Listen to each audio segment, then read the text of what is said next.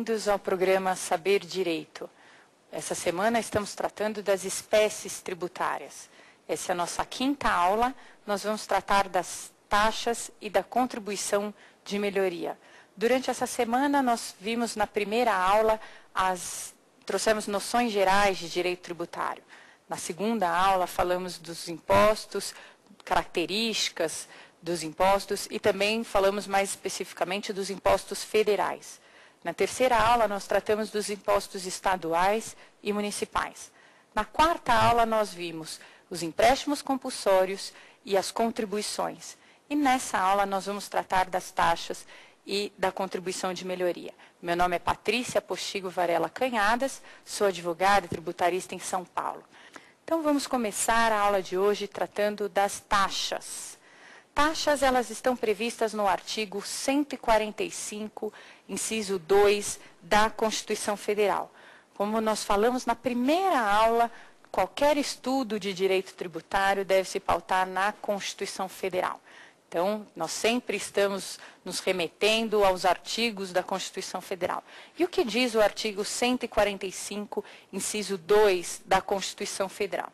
Ele autoriza a cobrança de taxas em razão do exercício do poder de polícia ou pela utilização efetiva ou potencial de serviços públicos específicos e divisíveis prestados ao contribuinte ou postos à sua disposição. Então, nós encontramos aqui duas subespécies: taxas em razão do exercício de poder de polícia e taxa em razão do uso da prestação de serviços pelo Estado.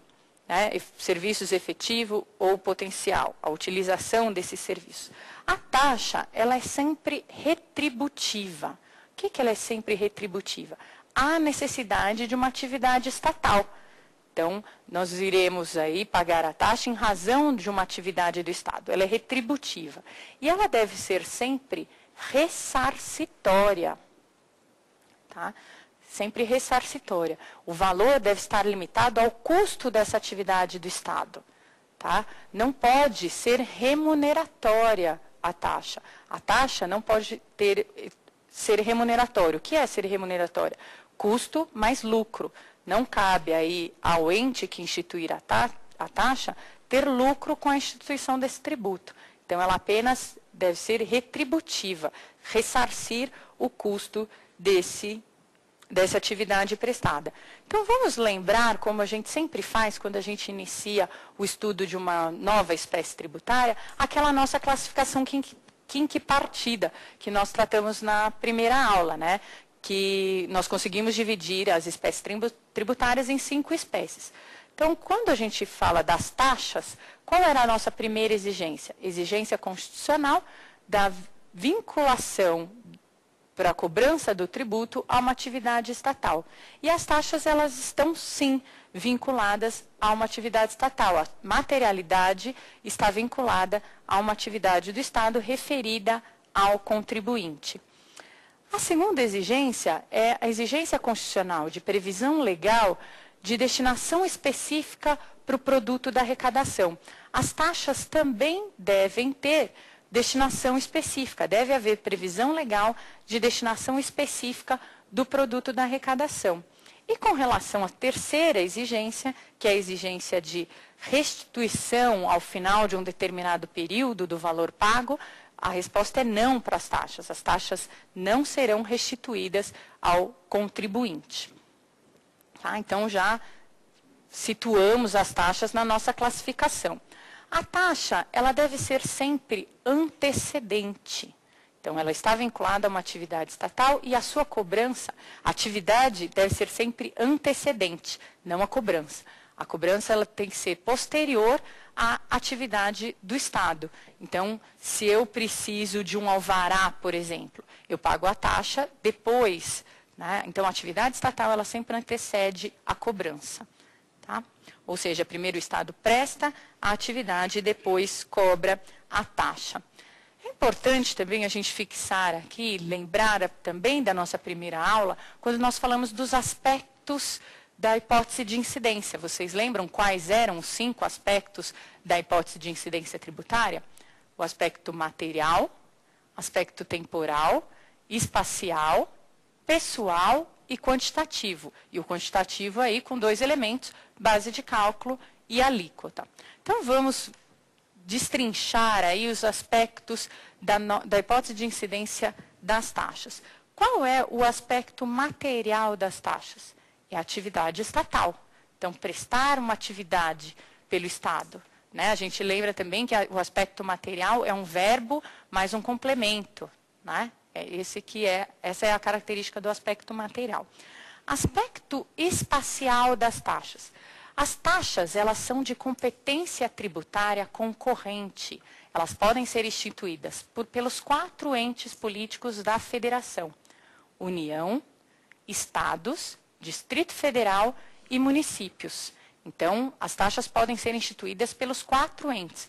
Qual vai ser o aspecto espacial? Depende de que ente da federação está instituindo. Se for a União, o aspecto espacial será o território nacional. Se for um município, o aspecto espacial é daquele determinado município. Tá? Então, o aspecto espacial vai depender do ente que instituiu a taxa da qual estamos falando. O aspecto temporal é o momento da prestação do serviço, ou o momento do exercício do poder de polícia. Nós vamos ver mais um pouquinho o que é isso no artigo 145. Mas nasce a obrigação de pagar no efetivo, se se tratar de exercício de poder de polícia, ou potencial ou efetivo, se estivermos falando de serviços públicos. É aí que nasce a obrigação tributária de pagar as taxas. Vale lembrar também que o aspecto temporal difere do momento do pagamento. A gente também falou isso na primeira aula. O momento do pagamento pode ser posterior, mas o que não quer dizer que o aspecto temporal já não tenha acontecido. Tá? E nós temos também o aspecto quantitativo. E qual vai ser a base de cálculo? A base de cálculo é o custo do serviço ou o gasto incorrido pelo Estado. Então, essa é a base de cálculo. Então, é a dimensão do tributo. Né? O aspecto dimensível do tributo é a base de cálculo. Onde vai incidir a alíquota para que eu saiba quanto eu devo pagar. Né? Esse é o aspecto quantitativo. As alíquotas das taxas, elas podem ser fixas ou um percentual do custo da atividade. E onde estará a previsão dessas alíquotas? Nas leis de instituição das taxas. Serão essas leis que irão instituir, que irão prever as alíquotas incidentes nas taxas. Então, vamos ler o artigo 145, inciso 2 da Constituição Federal, que traz as hipóteses de incidência da taxa. O artigo 145 fala o seguinte: taxas serão devidas em razão do exercício do poder de polícia ou pela utilização efetiva ou potencial de serviços públicos específicos e divisíveis prestados ao contribuinte ou postos à sua disposição. Bom, então vamos analisar mais detidamente esses conceitos trazidos pelo artigo 145 de poder de polícia, de serviços públicos divisíveis e específicos. Vamos começar pelo poder de polícia. Poder de polícia é um termo típico do direito administrativo. Lembra quando nós falamos também que direito administrativo é um direito que vai buscar em outras áreas do direito os seus conceitos. Os conceitos que são utilizados em direito administrativo são buscados em outras áreas de direito. E poder de polícia é um deles. Nós buscamos o conceito de poder de polícia no direito administrativo. E qual é o conceito de poder de polícia? O conceito de poder de polícia está previsto no artigo 78 do Código Tributário Nacional. A gente também falou que não é função do legislador conceituar termos. Né? Não cabe ao legislador trazer conceitos, porque isso é função da doutrina. Mas aqui o legislador, o conceito trazido pelo legislador é bem didático. Então, vamos ler o que diz o artigo 78 do Código Tributário Nacional.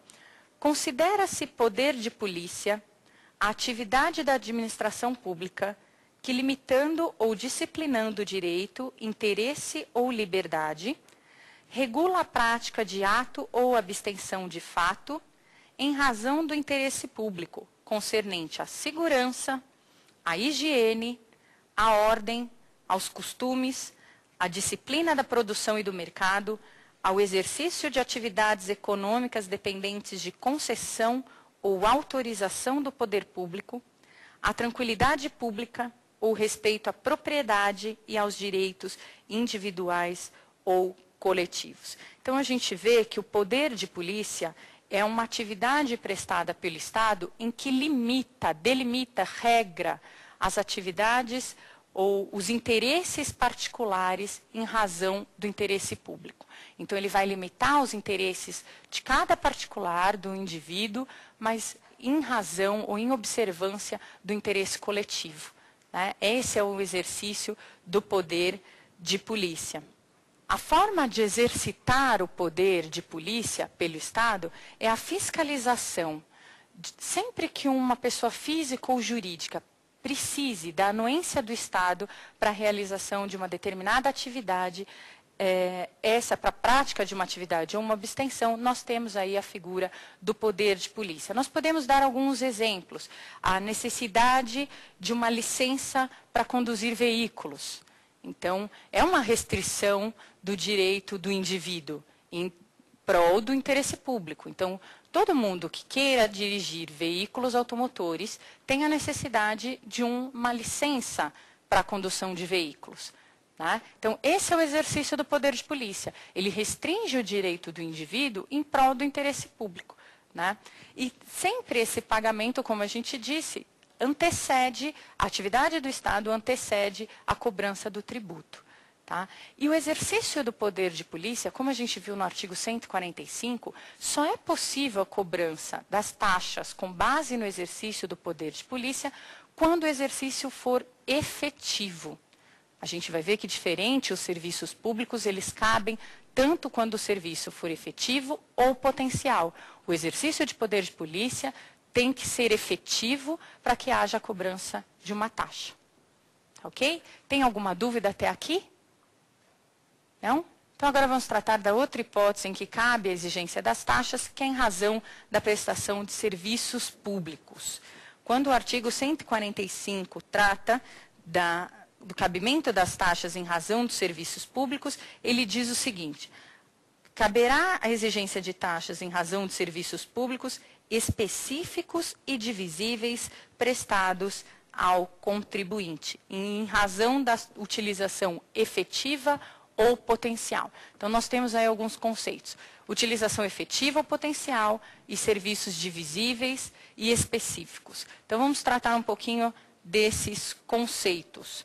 Quando a utilização de um serviço público for efetiva, então eu efetivamente usei um serviço do Estado e aí eu pago uma taxa proporcional. Lembra que a gente viu que a taxa deve guardar vínculo também com o custo desse serviço. Então, a taxa cobrada do contribuinte vai guardar proporção com o valor do custo dessa atividade. Agora, também cabe a exigência de uma taxa quando o serviço for potencial. E como que eu vou tributar um serviço que é colocado à disposição, mas eu efetivamente não usei? E cabe a exigência de uma taxa nesses casos?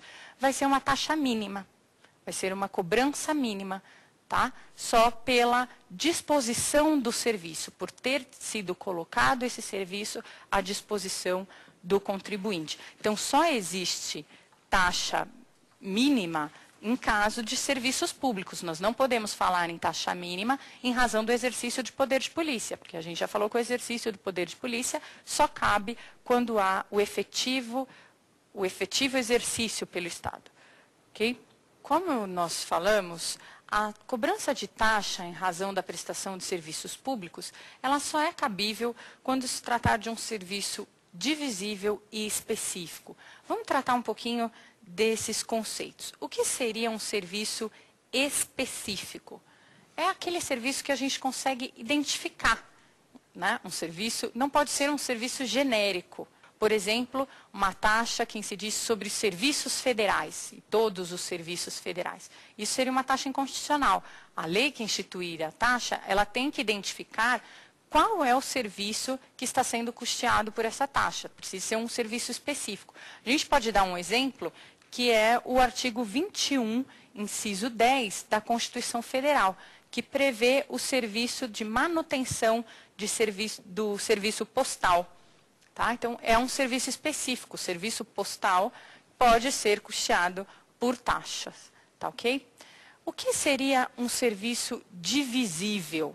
Né? Então, divisível é aquele serviço que eu consigo identificar partes autônomas. Então, eu consigo identificar o quanto cada contribuinte se beneficia daquele serviço. Como a gente disse, a taxa de iluminação pública foi declarada inconstitucional justamente porque era um serviço indivisível.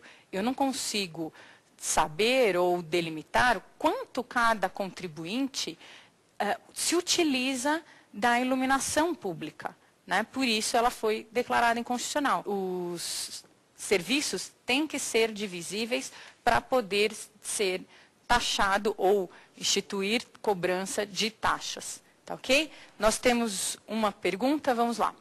Se a taxa de iluminação pública foi considerada inconstitucional, qual a metodologia que eles usaram para continuar cobrando?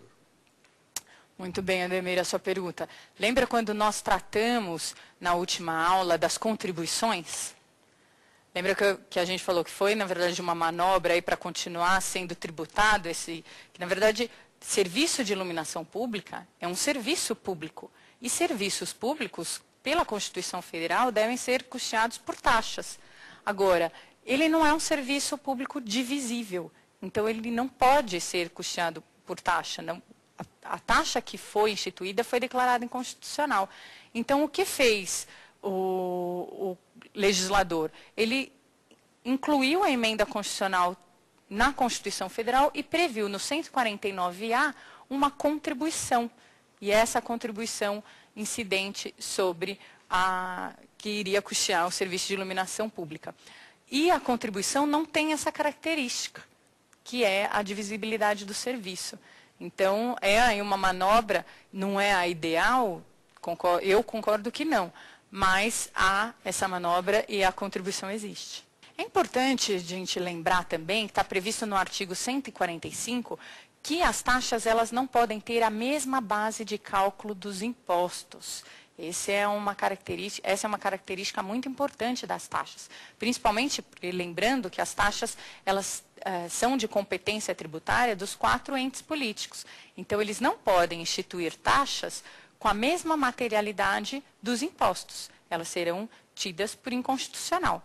Tá? Então, lembrando, da União, nós temos imposto sobre a renda, nós temos imposto sobre propriedade territorial rural, os estados, IPVA. Não podemos ter uma taxa que tenha a mesma materialidade desses impostos. Isso é previsão constitucional, artigo 145, parágrafo 2º.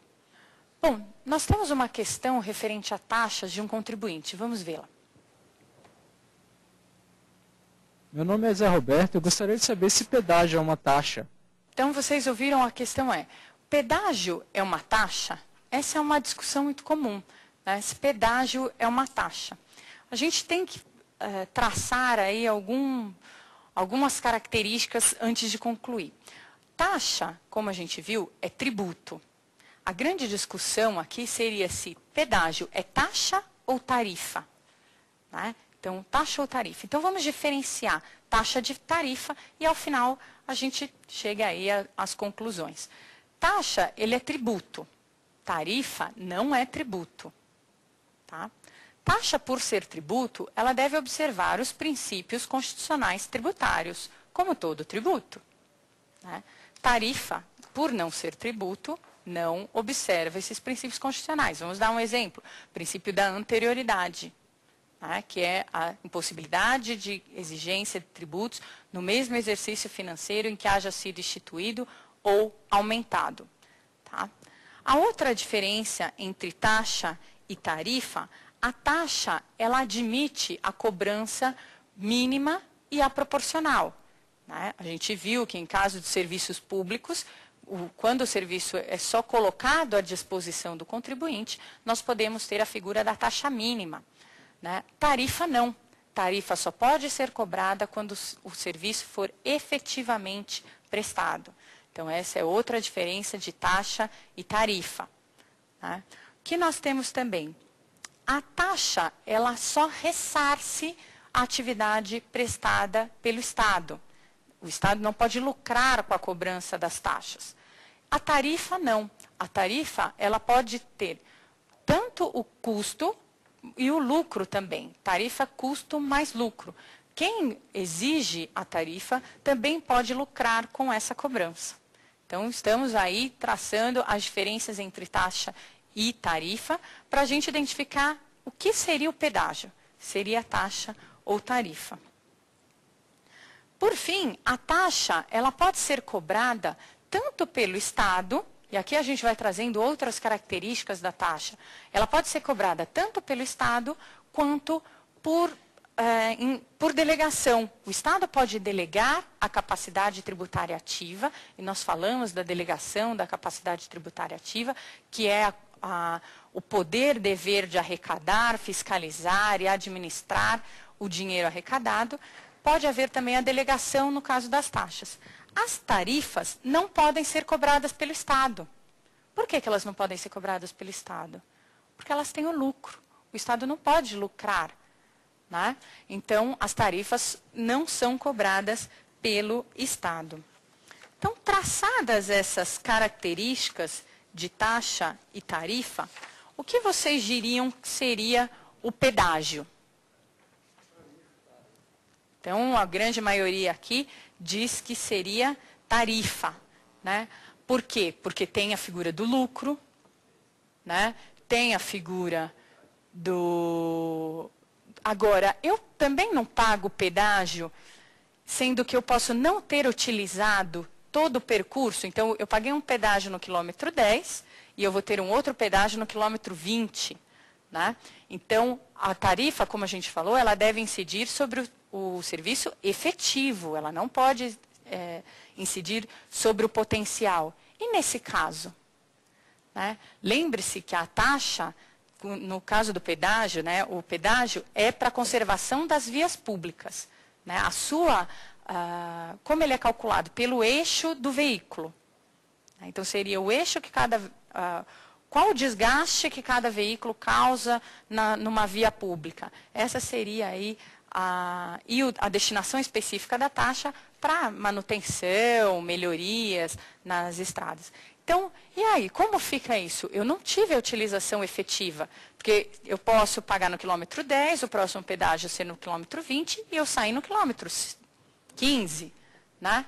Como que a gente resolveria esse problema? Eu não teria aí um uso efetivo do serviço, que é uma exigência da tarifa.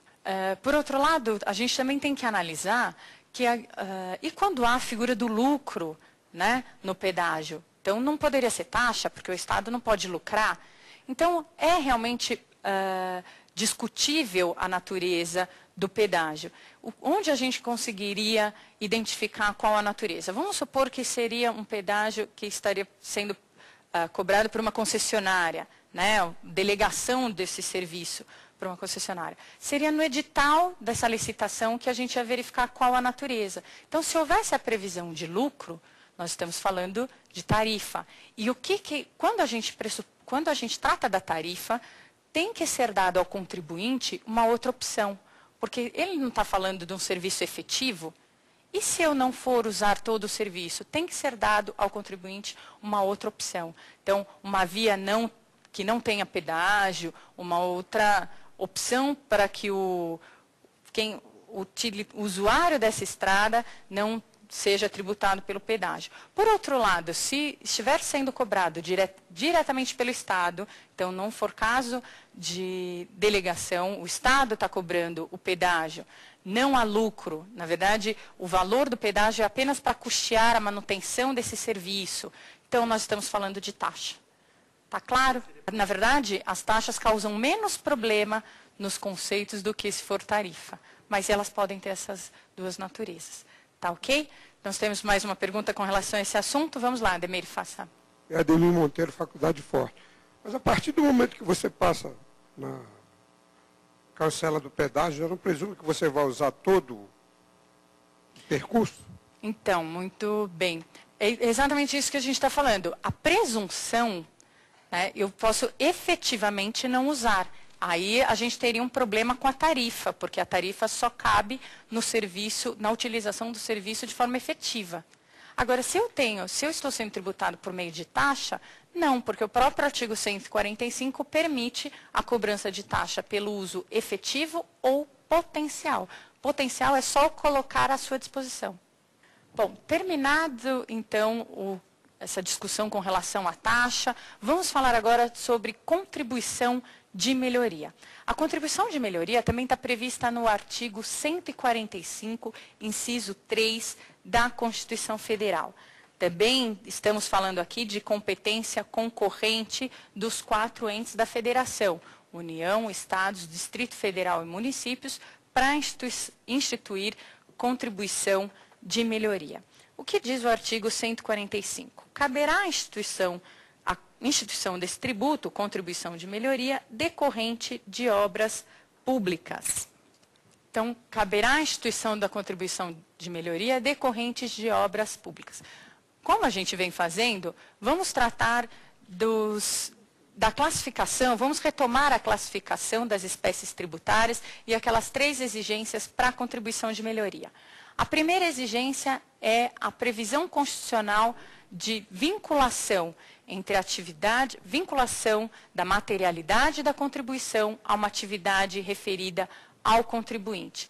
Na contribuição de melhoria, nós temos essa exigência constitucional. A materialidade da contribuição está vinculada a uma atividade estatal. Com relação à necessidade de previsão legal de destinação específica do produto de arrecadação, as contribuições de melhoria, não têm essa previsão. Não há necessidade de destinação específica para o produto da arrecadação a título de contribuição de melhoria. E, por fim, a última exigência que nós sempre tratamos, que é a necessidade de previsão de restituição do que foi pago a título de contribuição ao contribuinte ao final de um determinado período. Também não há essa restituição. A gente sempre trata dessa terceira exigência, e vocês lembram qual é o único tributo que é devolvido ao contribuinte ao final de um determinado período? Muito bem, os empréstimos compulsórios. Então, somente os empréstimos compulsórios são devolvidos ao contribuinte ao final de um determinado período. Muito bem. Então, feita essa rememoração aí das classificações, vamos falar um pouquinho da contribuição de melhoria. A contribuição de melhoria ela é decorrente de obra pública. E o que é obra pública? Obra pública é a construção, a edificação, reparação, ampliação, manutenção de um bem imóvel pertencente ou incorporado ao patrimônio público. Então, se há uma obra, uma reparação de um bem público, pode ser instituído a contribuição de melhoria. E quando será devida a contribuição de melhoria? Sempre será devida? Sempre que houver uma obra num patrimônio público, é devida a contribuição de melhoria? Não. É devida a contribuição de melhoria ao contribuinte que tenha uma valorização imobiliária do seu imóvel em razão da obra pública. Tá? Então, tem que haver uma valorização do imóvel do contribuinte em razão dessa obra para que haja cobrança dessa contribuição de melhoria. Apesar da Constituição não prever expressamente a exigência dessa valorização, como previa a Constituição passada. A Constituição passada trazia essa exigência de valorização imobiliária. Agora, mesmo não havendo essa previsão expressa, é fácil de se concluir que deve sim haver uma valorização. Por quê? A contribuição, ela chama contribuição de melhoria. Se não houve uma melhoria, uma valorização, então não havia razão de ser da cobrança. Então, ela está, sim, ainda hoje vinculada a uma valorização imobiliária. Então, como a gente verifica, como é verificado se houve uma valorização imobiliária do imóvel do contribuinte para saber se ele deve ser ou não contribuinte da contribuição de melhoria? É feita uma avaliação do valor venal do imóvel antes da obra e qual o valor do imóvel depois da obra. Se esse valor for maior, é devida a contribuição de melhoria. Se o valor for menor, cabe até aí uma indenização, poderíamos até falar numa indenização. E se o valor for igual, não é devida a tributação.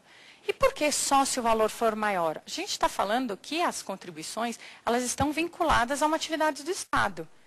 Então, só se houve a valorização é que é cabível a cobrança da contribuição de melhoria. Então, alguém tem uma questão com relação às contribuições de melhoria, o que a gente viu até agora?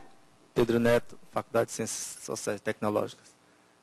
Professora, em que momento a incidência dessa contribuição? Que momento que é devido? O aspecto... Você quer saber o aspecto temporal? Em que momento que é devido ao contribuinte?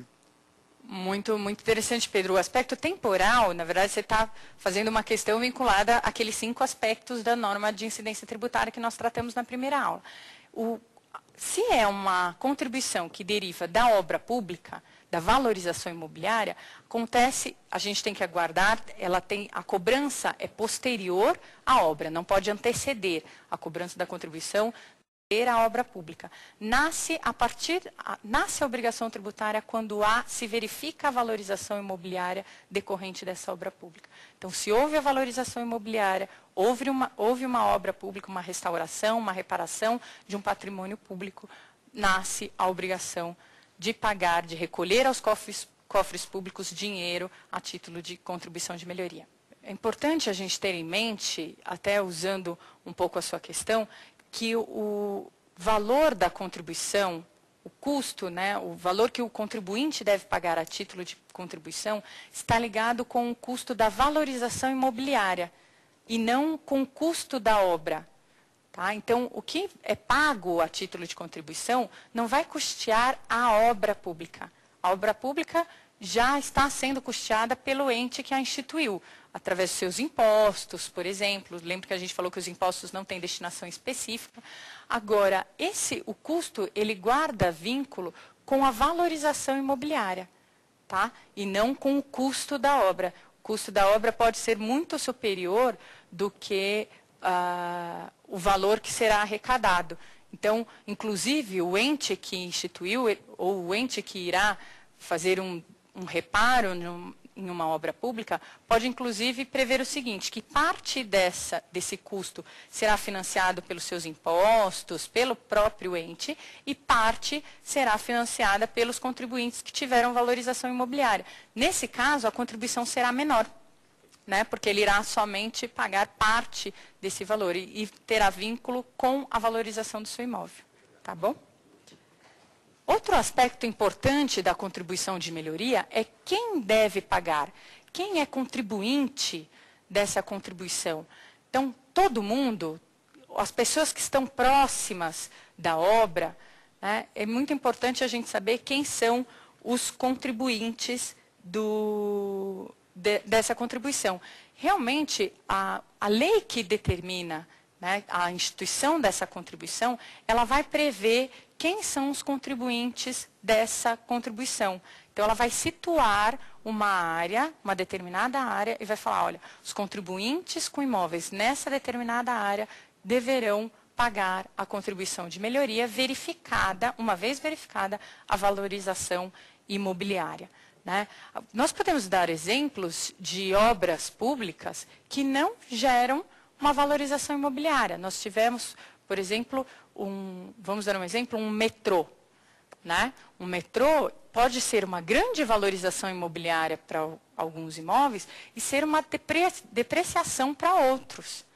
Né? Inclusive, nós tivemos um fato em São Paulo que não só foi a depreciação, como a destruição de algumas casas. Né?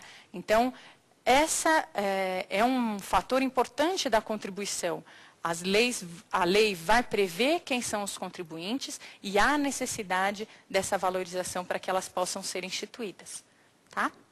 Antes de tratarmos de outros aspectos da contribuição de melhoria, nós temos uma questão de um contribuinte. Vamos vê-lo.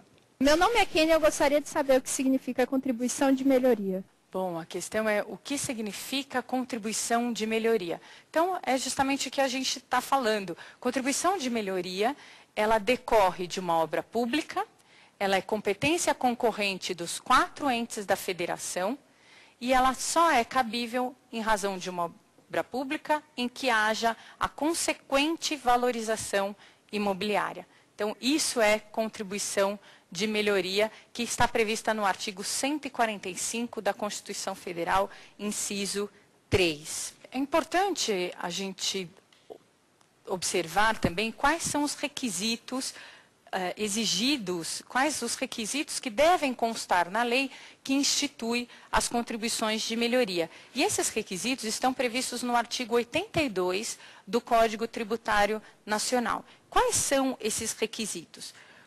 Primeiro, publicação prévia dos seguintes elementos: memorial descritivo do projeto. Então, a lei deve trazer um memorial descritivo do projeto. O que será feito pelo Estado? Se é uma reparação de um prédio, né, se é a restauração de uma obra. Então, o memorial descritivo vai trazer detalhes desse serviço, dessa obra pública que será custeada por meio de contribuição. Também trará o orçamento do custo da obra. Por que a Constituição exige que a lei traga o orçamento do custo da obra? Porque o valor da taxa está vinculado com o custo da obra, né? A taxa não pode remunerar o Estado, né? O Estado não pode lucrar, ele é apenas ressarcido com o valor que foi gasto naquela obra. Por isso que a lei deve trazer expressamente qual o custo, para que possa ser analisado posteriormente se verificou, se foi observada essa exigência.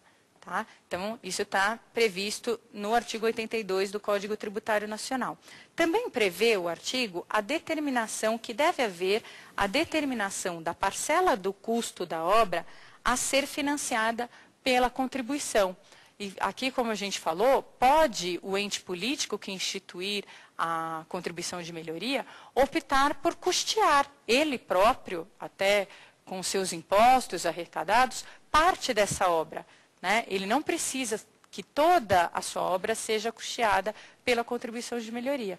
Então, ele pode custear parte da obra, e aí a contribuição, como a gente falou, vai ter um valor menor. Também traz o artigo 82 a necessidade de delimitação da zona beneficiada. Aqui foi quando a gente falou, precisa a lei determinar quem serão os contribuintes da contribuição de melhoria. Então, ele vai determinar o espaço, ele vai delimitar o espaço territorial daqueles que serão beneficiados, terão uma valorização com aquela obra. Tá? Também é uma exigência da lei para que esteja nas leis que instituírem a contribuição. Outra exigência é a determinação do fator de absorção do benefício da valorização para toda a zona ou para cada uma das áreas diferenciadas nela contidas. Também há a previsão de fixação de um prazo não inferior a 30 dias para a impugnação pelos interessados de qualquer dos elementos referidos no inciso anterior.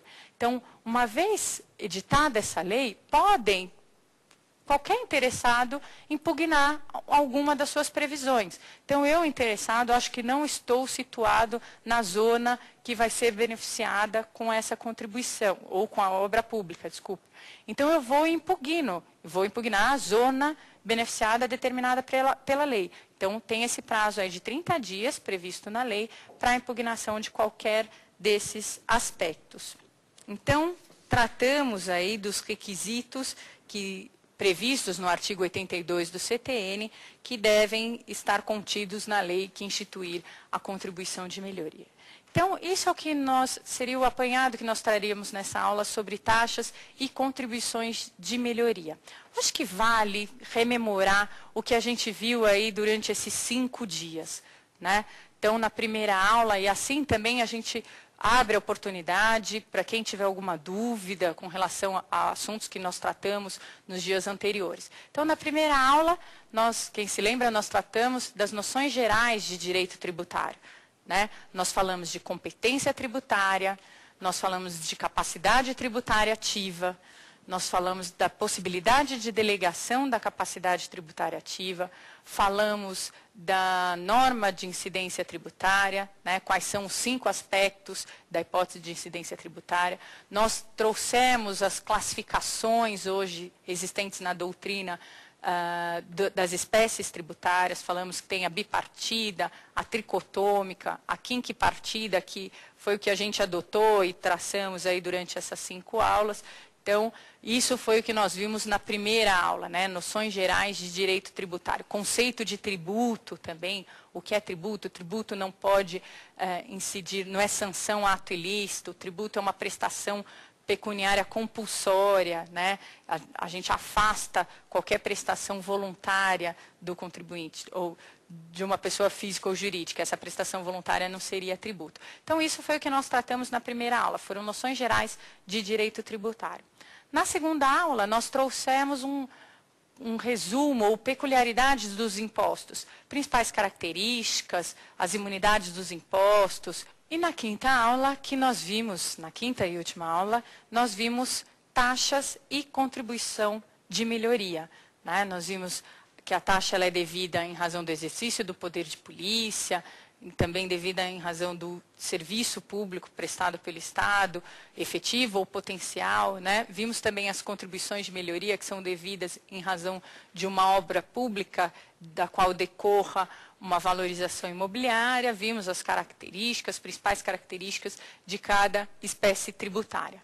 Bom, então esse é o apanhado dessa semana. Nós falamos sobre espécies tributárias e nós temos algumas questões. Vamos primeiro, digam seus nomes e as questões. Meu nome é Sueli e eu gostaria de saber o que é a não cumulatividade verificada em alguns tributos.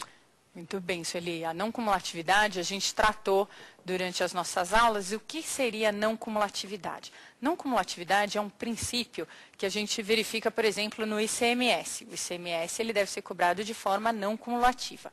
O que é a não cumulatividade? O tributo que foi pago numa operação anterior, ele vai gerar um crédito para quem recebeu uma mercadoria, por exemplo, e será descontado do valor devido na operação subsequente, né? Então, a gente deu um exemplo de uma fábrica que destina a circulação de mercadoria para um mercado. Então, a fábrica deu a saída dessa mercadoria a R$100, por exemplo, e uma alíquota de ICMS de 10%. Então, a fábrica pagou R$10 a título de ICMS. O mercado que recebeu essa mercadoria, ele vai dar a saída dessa mercadoria ao consumidor final a R$200. Né? Então, se ele também tem que pagar o ICMS em uma alíquota de 10%, ele vai ter que pagar R$20. Mas o que é a não cumulatividade? Ele vai se creditar dos 10 que foram pagos pela fábrica e vai pagar somente a diferença. Então, ele vai pagar R$10. A não cumulatividade, ela incide, na verdade, o resultado é a aplicação da alíquota uma única vez sobre o valor final, né? Porque se a gente aplicasse 10% só sobre o valor praticado pelo mercado, que foi de R$200, nós teríamos R$20. E quanto foi pago em toda a cadeia? 10 pela fábrica e 10 pelo mercado. Então, também os mesmos R$20. Então, a não cumulatividade, ela visa diminuir a tributação numa cadeia produtiva. Então, ela não importa quantas etapas terão nessa cadeia. A não cumulatividade garante que será a aplicação da alíquota uma única vez no valor ou sob o valor final. Está entendido? Então, tá bom. Temos mais alguma pergunta? Vamos lá. Meu nome é Tayane e eu queria saber qual a diferença entre competência tributária e capacidade tributária ativa. Muito bem, Tayane. Isso nós vimos também na nossa primeira aula. A diferença entre competência tributária e capacidade tributária ativa, que é muito importante para o direito tributário. Por quê? Quem tem competência tributária é quem pode criar ou majorar tributo. Então, a gente precisa ter muito claro quem tem competência tributária para instituir cada tributo que nós estamos falando. Por isso que a gente buscou em todas as aulas, quando a gente ia falar de uma espécie tributária diferente, falar quem era o competente para a instituição daquele tributo. E quem nos traz a competência tributária é a União, é a Constituição Federal. A Constituição Federal, ela prevê quem é competente, quais dos 4 entes políticos serão competentes para instituir determinados tributos. Né? Isso é competência tributária, é o poder de instituir tributos. Nós falamos um pouco também se seria um dever ou se seria uma faculdade, e aí até nós falamos na primeira aula, eu me posicionei falando que eu acho que é uma faculdade, tanto que a União até hoje não exerceu uma das suas competências, que é o imposto sobre grandes fortunas. O imposto sobre grandes fortunas, que é de competência da União, não foi instituído até hoje. Então, acredito que a competência tributária seja uma faculdade e não um dever. Tá? Apesar da gente ter tratado da Lei Complementar 101 de 2000, no artigo 11, que fala de responsabilidade fiscal em caso de renúncia de dinheiro público, mas eu acho que ela deve ser vista com restrições. A gente até falou que ela seria aplicada somente quando a gente tratar de tributos em que há repartição da receita arrecadada. Aí sim, ele deve ser instituído, porque a não instituição por um determinado ente pode prejudicar um outro ente que receba parte dessa arrecadação. Um exemplo é o ICMS. 25% do que é arrecadado pelo Estado a título do ICMS pertence aos municípios. Então, a não instituição de um tributo em que há repartição de receitas, você pode prejudicar um outro ente e pode, porventura, prejudicar a sua autonomia administrativa, financeira. Tá? Isso não pode, é vedado pela Constituição Federal. Por outro lado, capacidade tributária ativa é o poder-dever, e aí nós estamos falando de dever, de arrecadar, fiscalizar e administrar o produto dessa arrecadação, produto da arrecadação dos tributos. E a capacidade tributária ativa, ela deve ser exercida. Né? Quem tem competência tem necessariamente capacidade. Quem tem o poder, a faculdade de instituir um tributo, pode também arrecadar, fiscalizar e ficar com esse dinheiro. Mas ele pode também delegar para uma outra pessoa. A gente viu que pode ser para um ente, também para um outro ente político, como tem a própria Constituição prevê no caso do ITR, ou também essa delegação pode se dar para um ente não político. Pode ser para uma pessoa jurídica de direito público, pode ser para uma pessoa jurídica de direito privado e também para uma pessoa física. E aí nós estaremos falando da parafiscalidade, que é a delegação da competência tributária ativa. Então, da capacidade tributária ativa. A capacidade, então, ela é delegável e a competência não.